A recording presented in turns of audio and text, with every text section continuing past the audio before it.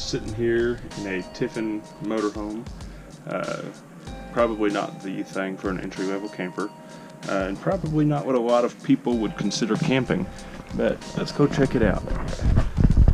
And this is larger than a lot of studio apartments that people have. Oh cool, you can put the grandkids in there and then shut the doors. Oh, and my favorite part of camping, doing the laundry.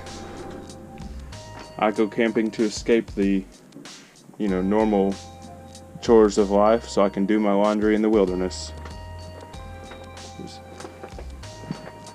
There's nothing I love more than separating colors and whites out in the wilderness. We are in a Grand Design Sprinter chassis Class B motorhome, and the one feature that I really wanted to show off was these two dog bowls. You could take these and put water in one and food in the other, and your dog could sit right here between the two seats as you go on down the road. It sounds like a win-win for me. At a $10,000 price point, this little Flagstaff pop-up is pretty good. It's very lightweight. It's 1,800 pounds.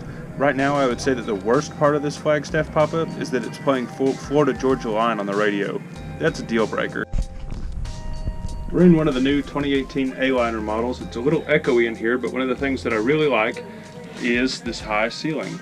It's probably a true 8-foot ceiling, which means that I can fist bump to my favorite song and not hit the ceiling. This is the Jayco J-Flight SLX 195 RV. This trailer is really nice, but the one thing that doesn't work for tall people like myself, I'm 6'5" and cannot stand in this thing. While that may be okay for camping, because most of the time we're out hiking and doing things, it's not going to work if you are tall. However, if you are two average height Americans, this camper would work out pretty good for you.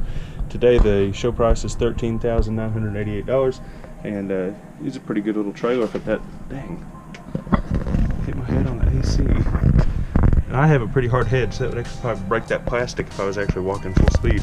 Anyway, not for me.